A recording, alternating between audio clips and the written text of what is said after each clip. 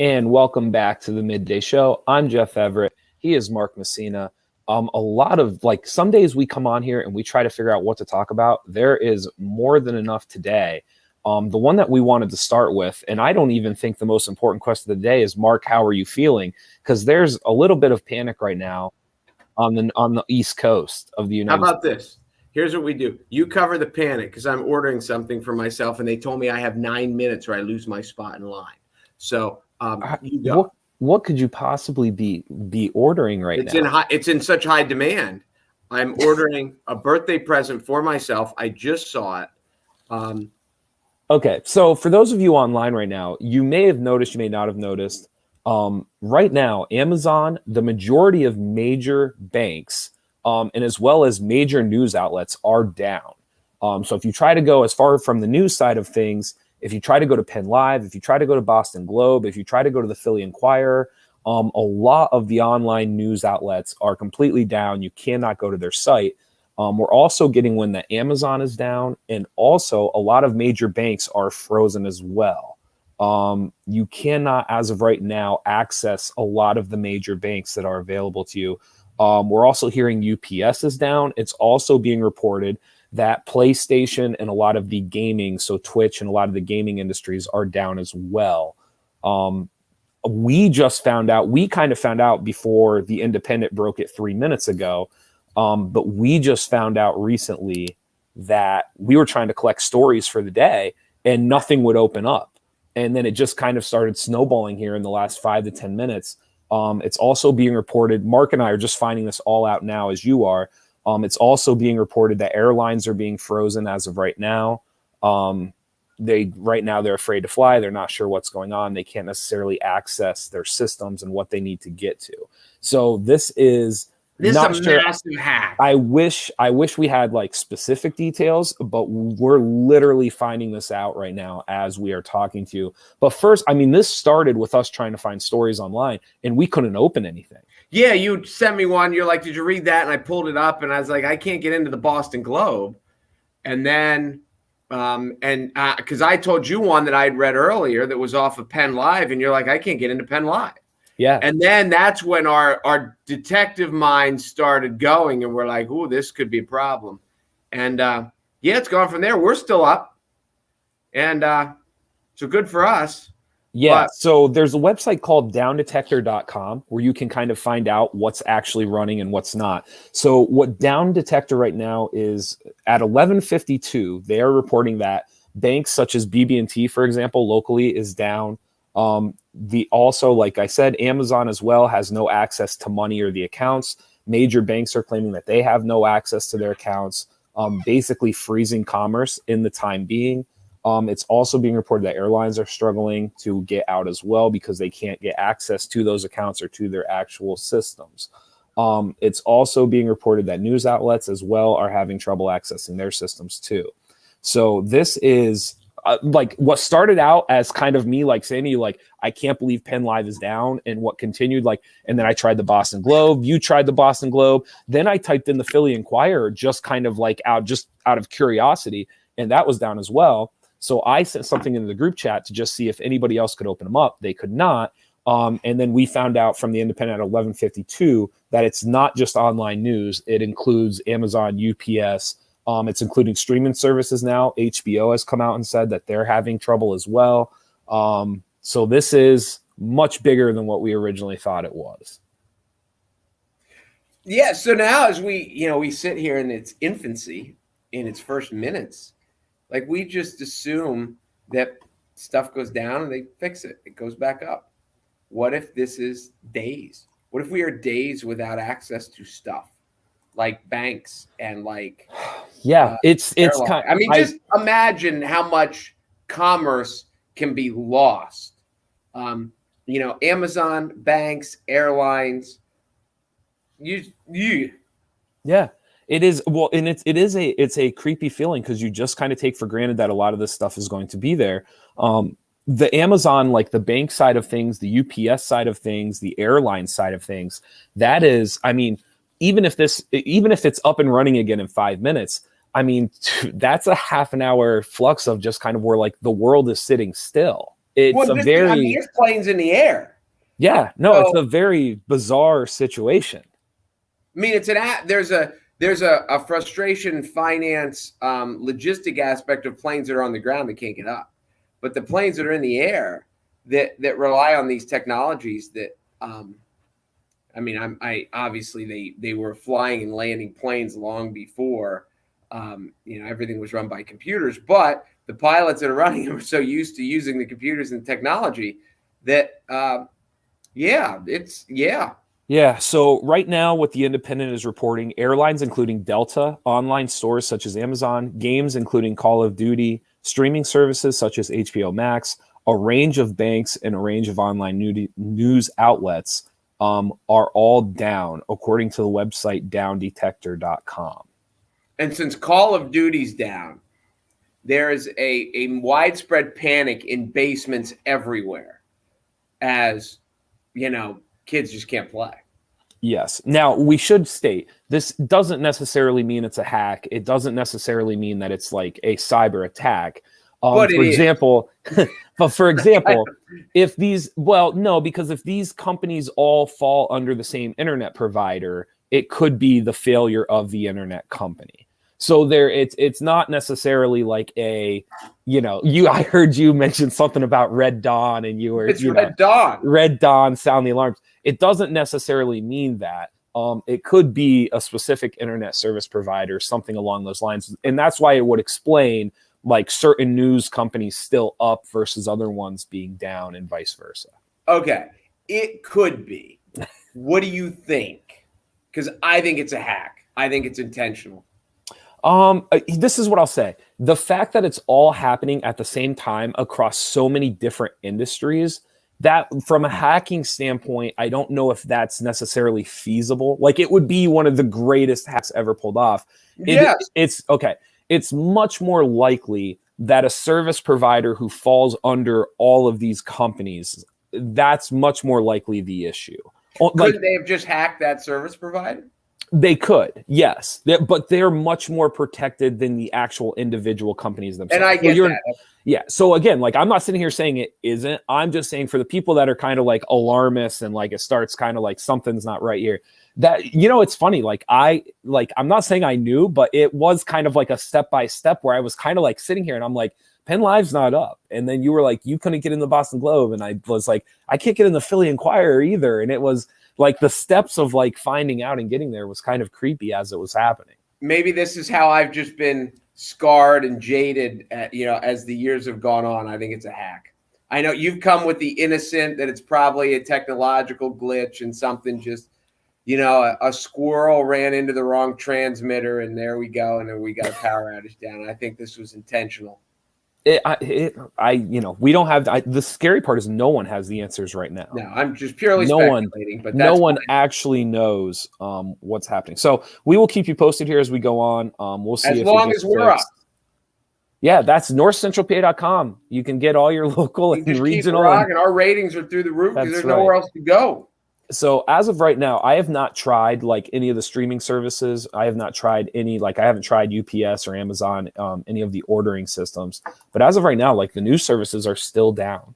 So this is kind of new territory. It's one thing for one site to be down or one faction of the internet to be down. This is kind of unique, spreading across retail, spreading across shipping, spreading across transportation, spreading across media. So this is very, very different as far as like outages go. Well, and this is, I was starting out to be flip, but the thing that I was ordering, I ordered it using PayPal and it worked.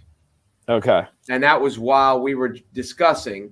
So at least from that aspect, it seems like PayPal's still going. Okay. Yeah. See, I think that to me sounds more internet provider. Depends who you're actually paying to handle that for you. And if they're down, it doesn't matter if you're a transporter or a media company or a bank. Like if they're down, you're down. And so for that reason, I don't know. That's which way I would lean. Complete speculation. And I know people who know me are saying your birthday's in November. Why are you buying yourself birthday presents in July? But it popped up on my screen. I thought it was cool and I bought it. I'm happy for you. Another story that I currently can't read. You had the opportunity to see this before it went down. On Penn Live today, Pennsylvania Attorney General's office ends investigation into whether an incident involving a Williamsport athlete was covered up. I am going to put the onus on you, and I'm going to let you go ahead and give the details only because of the massive outage right now. I did not get a chance to actually open it up and read the report. So in 2018, unless you've been living under a rock, in 2018, there was a Myrtle Beach trip by the baseball team where there was allegedly a sort of a sexual assault against a minor by fellow teammates. The investigation, as best we know now, because now this story was on Penn Live's down, as best we know now, the timing of it all, there was the local district attorney that was in office when this started is not the district attorney that's in office now. So Ryan Gardner, who is now the district attorney, kind of inherited this. This was on his plate when he showed up. So he was like, listen, I don't know what's covered up or what's not. So I'm sending this one up the ladder because I don't want any look of impropriety, and which I think is the right way to handle it. I think he made a good decision with that. And the state attorney general looked into, to the best that we know, looked into whether there was a local cover-up by the previous district attorney and their staff. And they could not find that there was any evidence of a cover-up. Now, to the best of our knowledge and in investigating this, they're not saying that there was no incident. And that the whole part of the problem with this investigation is because it was South Carolina, what's South Carolina jurisdiction, what's Pennsylvania jurisdiction, and all this stuff. But so that's the story that we got, that there was to the best of our knowledge, that the state attorney general is saying there was no cover up by the previous district attorney's administration. Not saying anything. This is one of those stories that it's about. There's that great line in A Few Good Men. Please tell me you've seen A Few Good Men. Yes.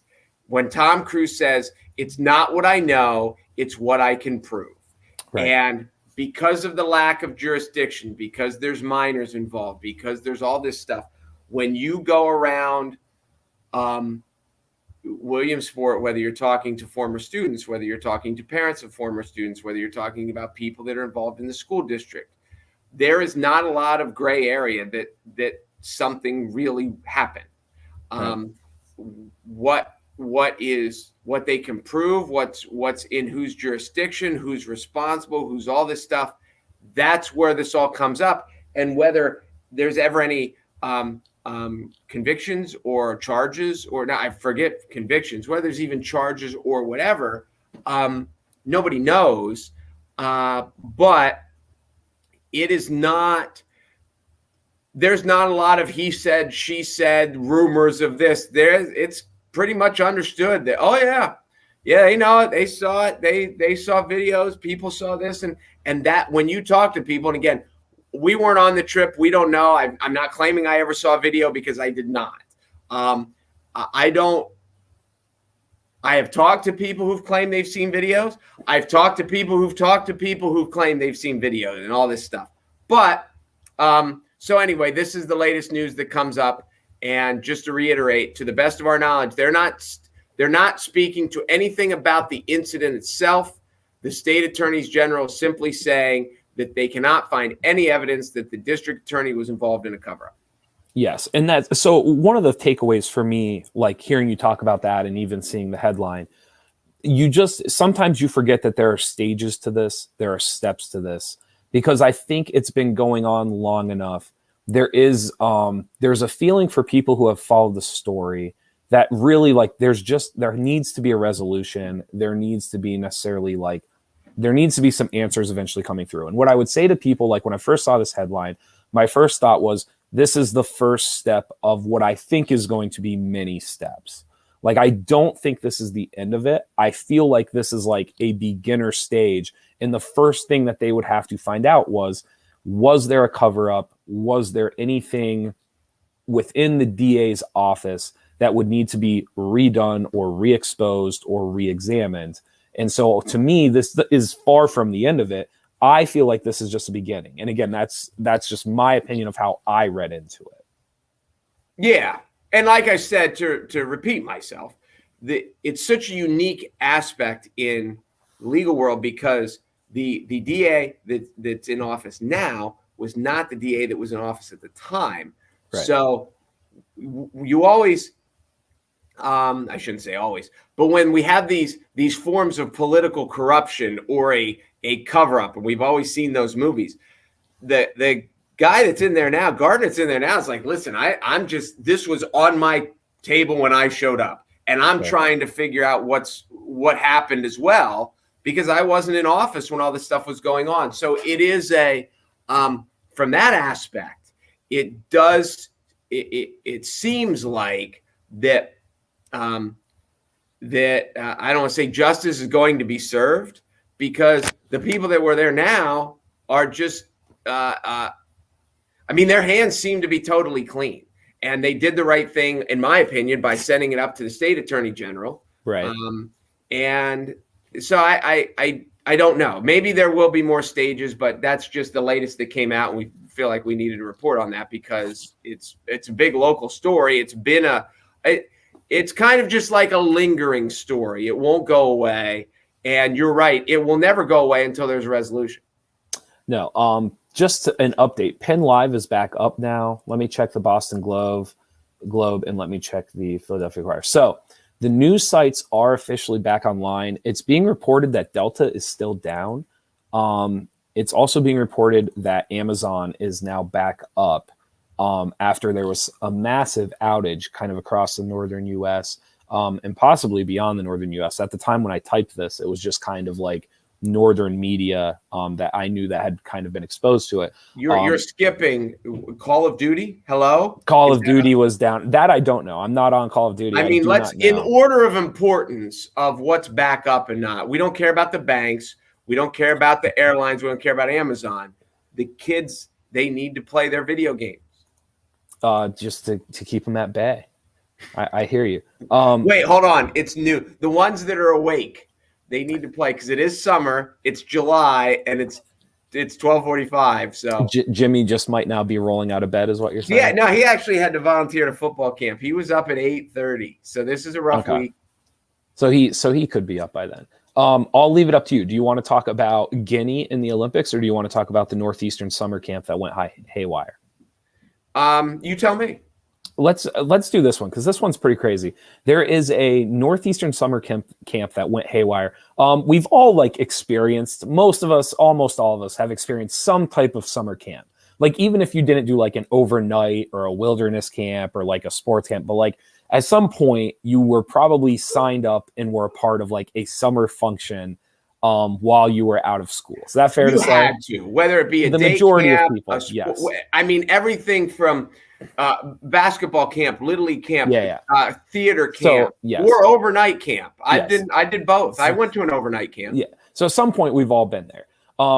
Tell the people what makes this camp different or unique before we dive into everything that went wrong.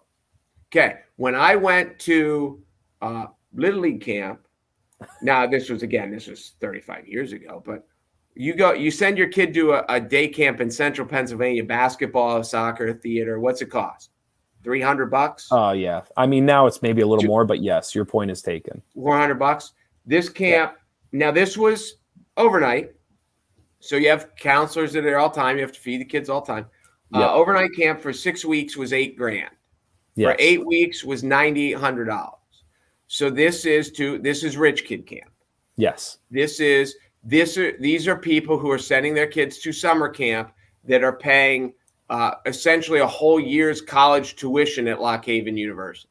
Yes. So the name of the camp, and you tell me if you think I get this wrong or right. The name of the camp is Quinbarge.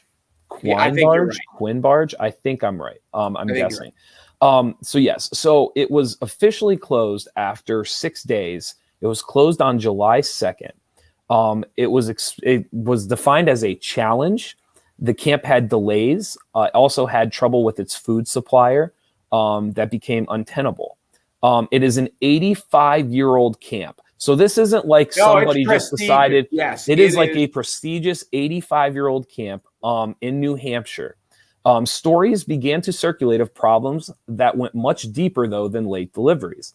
Counselors hired just days before camp lacking basic training. A counselor was punched in the face by a child. A camper was hit in the head by a different child. Dirty dishes were provided at multiple meals, as no one was ever washing or cleaning up the kitchen area. 4 campers were vomiting and getting quarantined, while parents were never notified of the quarantine itself. There were numerous staff that would quit. New staff was hired, and then the staff that had quit being brought back on. This all happened in 6 days at this summer camp.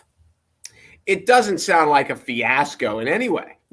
It sounds insane. So here is, and this gets better because I don't think you actually got to see this. There is a letter written home to the parent, and this was the letter that the kid wrote. We have been in tears and bored and devastated for days. The camp director is lying to you all. You have to trust us. You have to. We are not joking. We are not having fun. So many things are wrong with this place. So that was one kid's letter home to his parents, trying to convince his parents that the camp was not being done correctly. I was going to say that's great. It's not great. Could you imagine a parent getting that letter? Yeah, because how do you, especially if you're a jokester or if you have a sarcastic, I could see, I have kids that I coach that I could totally see them writing a fake disaster letter to their parents. So that's the first part, is how do you convince your parents you're not just whining, you're not just complaining, you're not just trying to come home. That would be the hardest challenge, is getting your parents to buy into the reality of it.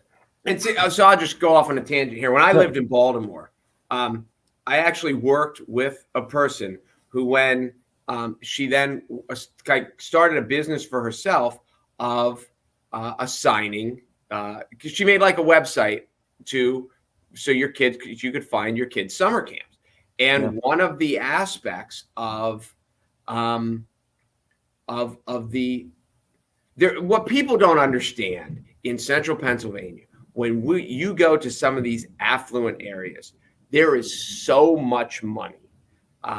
There are kids and I lived in Baltimore, which is far from the richest cities but these private schools that these kids go to, it is these people pay essentially college tuition every year for their kid from kindergarten all the way through.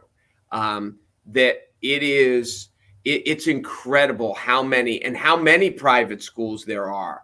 And so for these summer camps, a lot of it is for the parents that are ditching my kid for 6 weeks or 8 weeks. So this is parental vacation so the parents can travel, the parents can lounge around at home. So as much as it's, we picture with all these parents and the helicopter parents of dropping their kids off at school and crying and sending their kid, when the kid goes to camp, I'm sure these kids go and have fun, and a lot of them are the parents very happily writing a check and saying, "Hey, Junior, see you in 8 weeks, and get out of my hair for 8 weeks." And this is so when I see this letter come home, when you're I can see jokesters doing this, because I can also imagine these kids with their posh lifestyles and they're on Easy Street, and they might not want to go to camp. Sure. Because they want to stay home, but the parents are like, "Nope, you leave." Yeah. So I have a friend who actually had his kid go to summer camp for 2 weeks this year in North Carolina. And when he dropped the kid off, he started talking it up with the other parents in line. And he said the majority of the parents he spoke to were driving to the airport to get on a plane and go to Mexico, go to Canada. They were getting on a plane and going on vacation. So that's the other catch this too. It's not like the parents are just 30 miles down the road and can just pick up their kids on July 2nd. A lot of these parents, I bet you, aren't even stateside. They're probably somewhere on vacation. overseas, down south, wherever it may be. So it's not as simple as just picking up Jimmy downtown and like bringing him home. There's a lot of complications to it. Yeah, this is now it reverts back to the whole, as we go to make this one political, and you go to the rich and the poor, the red and the blue, the haves and the have-nots, and this is an aspect of that nobody can get employees because of stimulus checks, because of unemployment benefits, and also they said that the summer camp enrollment was like way up. Yeah. It was way up over normal because, everyone's been housebound. So, again, it's one of the things that COVID has shown is how spoiled we all are. And I guess eventually, depending on where you are but we get to the drive-through line and now we're upset that we're 11th in line at the drive-through, because the drive-through we used to just be able to breeze through. But this drive-through is closed because they don't have enough employees. So everyone has to jam into that drive-through. I'll tell you this. I didn't tell you this story, I don't think. My son was just in a baseball tournament over the weekend. And it was the day, Saturday, when the storms raged through. We were down closer to Philly, and the storms didn't rage through till night. We had a 7:00 start, I think, and we got 5 innings in. So we got an official game in before the deluge hit. But so then we there was lightning delays, and then there was rain and all this stuff. So we're finally driving home, and he wanted to eat, and he's like, "Hey, I passed. We saw an Arby's. Can we go to Arby's?" And I was like, "Yeah, it's around here somewhere," and whatever. We're driving through the rainstorm. We couldn't find it. He pulls it up on his phone. We had to double back. We got there. It was 9:30 on a Saturday night, and Arby's was closed. And that's why we didn't see it. We drove right past it because it was dark. Yeah. But, when in the history of society have fast food restaurants been closed at 9:30 on a Saturday night, especially we're outside of Philly or outside of a major metropolitan area. So that is, now that's what we're dealing with. So again, it goes to the socioeconomic, these rich people who are sending their rich kids to overnight camp, but the camp is a disaster because they can't get employees to work the camp because of what's happened in the economy because of COVID and with the trickle down and with the stimulus checks and with the unemployment. The people are like, why do I want to go, deal with these rich kids for 6 weeks? I'll just sit home and collect my unemployment. Yeah, no, I guarantee you 85-year-old camp, they probably have never had this problem before. Never. Ever. This is a good question. Why did Guinea actually withdraw from the Olympics? Are you sure it's not New Guinea? I'm sure it's Guinea. Isn't Papua New Guinea? Isn't that what it is? Or is there a Guinea and a New Guinea, like a Mexico and a New Mexico? I could be wrong because I didn't look this up. I'm assuming Guinea is in it. I thought Guinea is a nation in Africa. I don't know, but wherever it is. Okay. They pulled out. Yes, they withdrew from the Olympics. So here's the question, because I wanted to look up the stats. So far at the Tokyo Olympics, right now, today, Tokyo has 2,000 cases reported of COVID. 90 athletes and staff have now tested positive for the virus as of today. So wait, there are 2,000 in all of Tokyo? Yes.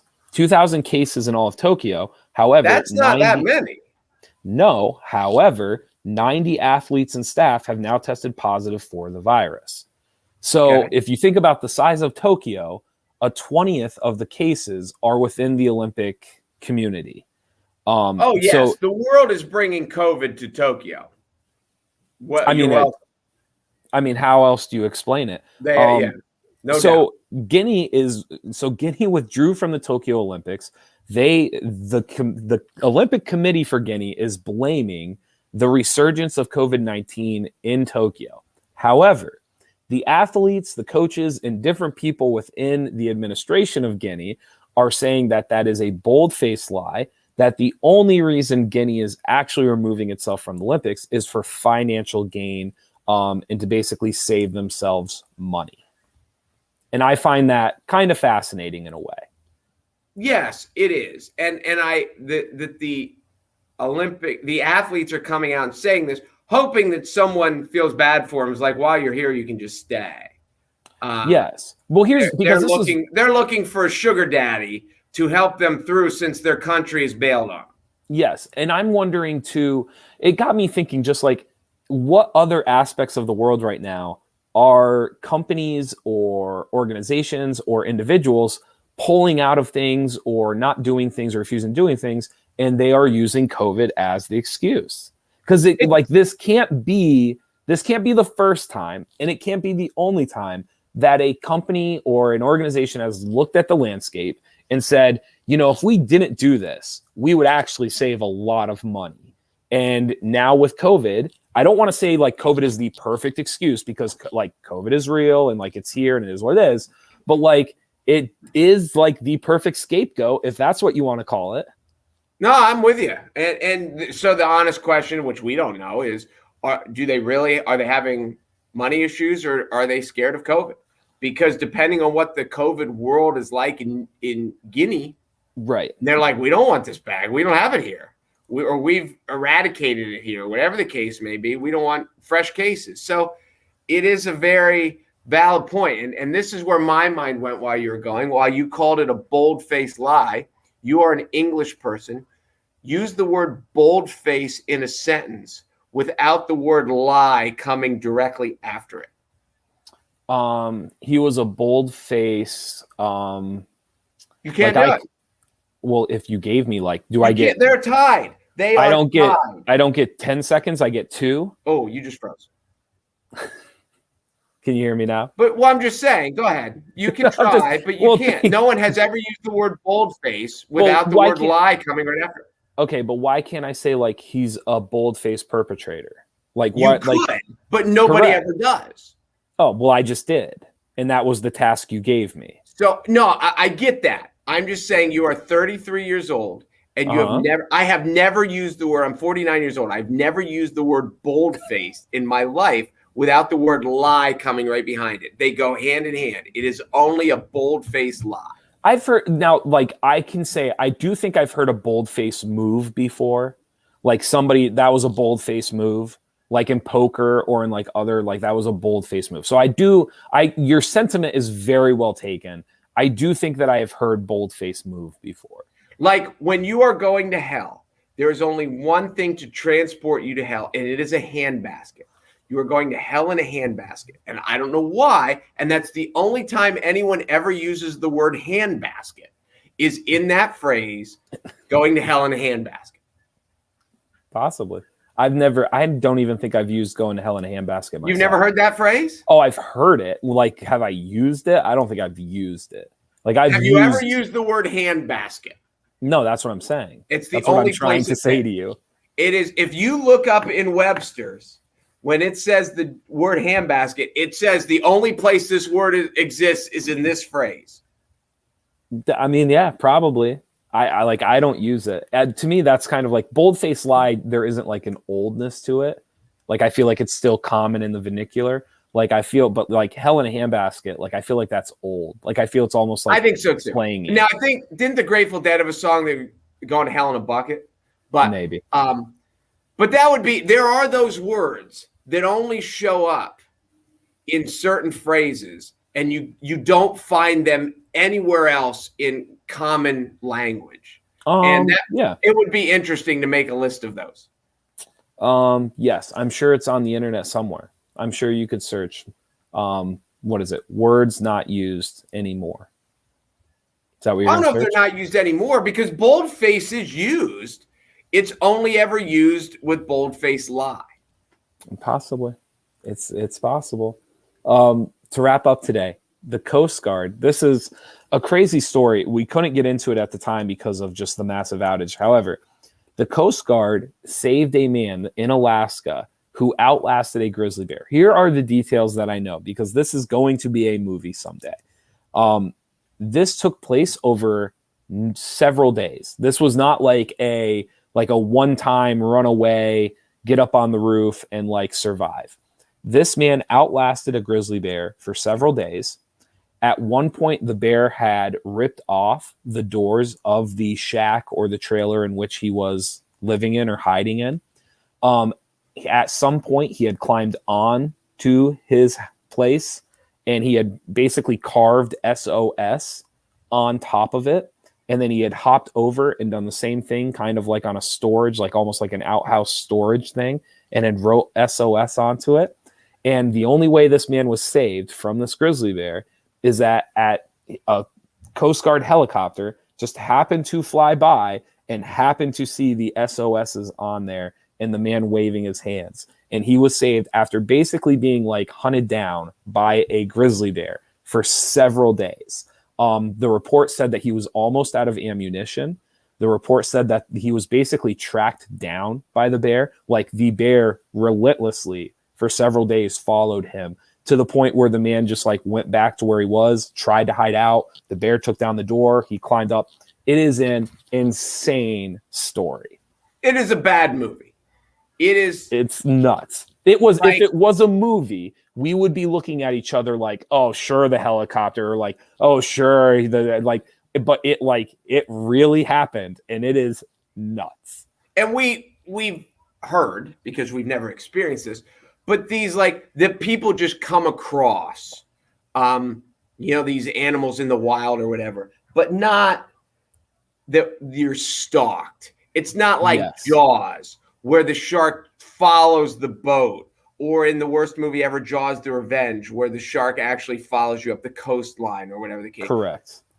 So yes, people run across. It'd be like this rattlesnake that follows you for 7 days. And this is a bad science fiction movie. But it's real. This is real. NATO. And it's not. Yeah, this totally happened. The bear wouldn't leave him alone. Yes. So just some of the details that because it goes along with it. So he was sleep deprived because he could never sleep. So for almost 3 days, like the guy didn't sleep because the moment you sleep, like you're dead. He was nearly out of ammunition when he got towards the end. He saved basically what he did was he didn't say this, but he saved his last round for himself. Yes, because if it's going to happen, he was like, I'm not, that's not how it's going to happen. So he basically was down to the last piece of ammunition, essentially saved it for himself. Also, on the tin roof of a shack, he had scraped SOS and help me. Basically scraped it, scrawled it with his bare hands. In the picture, you can see the damage that the bear had done to the kind of the trailer, the shack, and the outhouse. So at different times, the bear had basically chased him into each one separately and had taken down the door of each one. And there's actually pictures that you can see of the setup where you can see what the bear did from the helicopter. It is just insane. I know lots of outdoors people know this, and there are lots of other people don't know this, but bears have the greatest sense of smell of any animal in the wild. I've seen the studies compared to a bloodhound, which, these dogs that are, and a bear's sense of smell is so much more acute.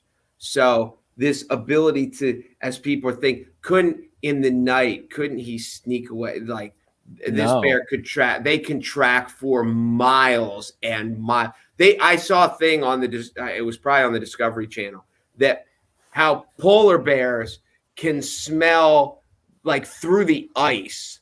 Yeah. And it is just shocking how far that these bears can track animals that are bleeding or, whatever the case may be. So when a bear can smell for miles, can't the guy just run away? Because we do know, even though bears seem big and burly, they are much faster than you think. You can't outrun the bear. Can't you sneak away from the bear? No, because the bear can smell you across state lines.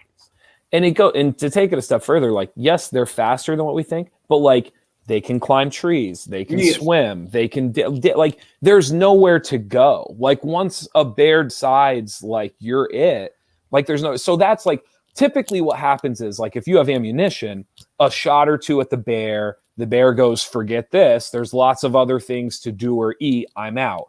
And for whatever reason, either the food was scarce, the bear was starving, Like it's something flipped, and all of a sudden, like the bear was determined. Like This the was bear personal. I'm like, eating this guy. Yes, and it is. I mean, just I can't. Again, not to ramble. We're done with Here's that. a story But what a that crazy story. this doesn't really matter at the end. Did they have to shoot the bear to get the guy out? There's nothing. So in everything that I saw, there's nothing that actually says. There's nothing that says what actually happened to the bear. Because this is, if they could get the guy out safely, this is one of the sad things about. And I'm, if they had to shoot the bear to get the guy out, I get it. Mm-hmm. But the bear was just being a bear. Like the bear wasn't doing anything he didn't wander into downtown and start, tearing apart buildings. Yeah, the guy was in the wilderness. The bear was, the guy was in the bear's habitat, and the bear was being a bear. So it seems like a tough break if the bear got shot. Yeah, I don't think it did, only because it's nowhere in the actual story that I read. My guess, and again, they actually in the story, it doesn't actually say how they rescued him. It just says that they did rescue him. My guess, 100% speculation. My guess would be they drop the ladder down, the guy climbs up, and they go. Like that's my guess, because from the sounds of it, like he had nowhere to go but the roof of this like tent shack, and he basically like with his hands was scratching SOS and like help me into this tent. Like that is a bad movie come to life. And since it's a real story, it's an incredible story. If it's a movie, you're like, I can't believe I just watched this. Yeah, but the neat part now is the movie has to be better because it's credible. Like all of a sudden that's an interesting movie because like it's based off of a true story. Like it actually happened. Yeah, but in the movie, somebody has to get dead. You think so? Like in Jaws, if Quint didn't get eaten, then it's not as good. Like you gotta lose somebody. Because when you're watching the movie, he's just gonna get away. The bear's gonna come, he's gonna get away, the bear's gonna come. But that's still fascinating though. You think that there's still a movie there. Even though, I mean, that's just crazy. And the other part too is like, we don't even know, like just the meat and bones of it. Like we don't even know how it started. Like was the guy hunting? Was he out scavenging? Like, was he fishing? Like, we don't even know how what was he doing out? Like, there's a whole part to this that now that there's credibility, there's a real movie there. Like if you and I just wrote this as like, there needs other people. He need to save his kids. He need to, There you go, trying to ruin. He probably needs a love interest, and he probably needs to go back to the girl now that he survived the bear, because that's how all your movies have to end. Whatever.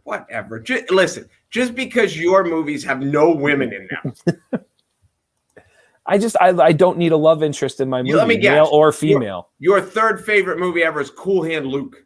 I already told you my third favorite movie ever is Friday Night Lights. Oh. Apollo 13 is probably up there. I don't know if that's like top 10, but it's probably up there.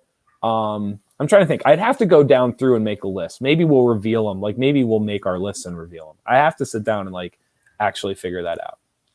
What won't be on my list? Pulp Fiction. It is so funny that you just mentioned Apollo 13 because a friend of mine just had a post on Facebook that said she went in and her one son was sleeping while her other son was watching, because it's like his favorite movie, and her young son kept asking, when do the aliens come? And he's like, kid, there are no aliens in this movie. She said he kept asking, and finally he just gave up and went to sleep because the aliens weren't coming. That's pretty great. Thank you guys for watching. As always, thank you to Weiss Markets for being the title sponsor.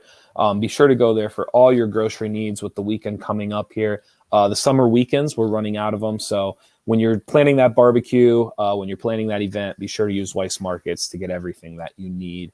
And we will be back with the wheel tomorrow. And just come to NorthcentralPa.com for all your news, because we don't go down when all the other ones do. No, we don't. And when we're going to tell you why we didn't go down, we don't know. But we didn't, and that's all that matters. That is. So it looks like things, just to kind of end it with, it looks like things are back up and running. I know Penn Live is back up. Philly Inquirer was back up. I'm getting word. It looks like Amazon is back up as well. So it looks like things are slowly but surely starting to get back online. But talk about like you said, like a little like Red Dawn, like, you know, like you always see the movies and they kind of like subtly show the hints and like it kind of like, Like that was kind of like that. Like it was kind of like, oh, Penn Live's down. That's weird. And I was like, oh, like the Philly Inquirer. Like it is kind of, you get those kind of goosebumps of kind of like, is something happening right now? I did yell, "It's Red Dawn" through the office. That is the truth. Maybe I overreacted, but maybe not. Maybe it didn't. Thank you guys for watching the Midday Show. I'm Jeff Everett. He is Mark Messina, and we will see you tomorrow. Have a